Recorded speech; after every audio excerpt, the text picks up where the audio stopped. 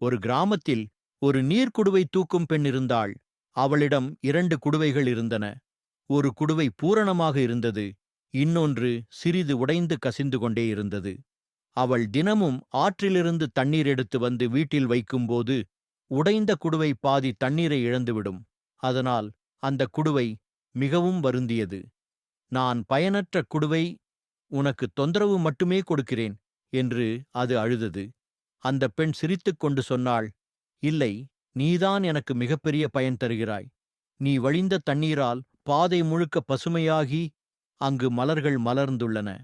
அந்த மலர்களைக் கொண்டுதான் நான் என் வீட்டை அலங்கரிக்கிறேன். அப்போதுதான் அந்த குடுவை உணர்ந்தது, தன் குறைபாடு கூட ஒரு அழகான பயன் கொடுத்து வந்ததை. பாடம்: ஒவ்வொருவருக்கும் குறைகள் இருக்கும். ஆனால் அந்த குறைகளுக்குள் கூட ஒரு பெரிய சிறப்பு மறைந்திருக்கும். உங்கள் குறைகளை குறை சொல்லாமல் அதில் இருக்கும் தனி சிறப்பை கண்டுபிடிக்க வேண்டும்.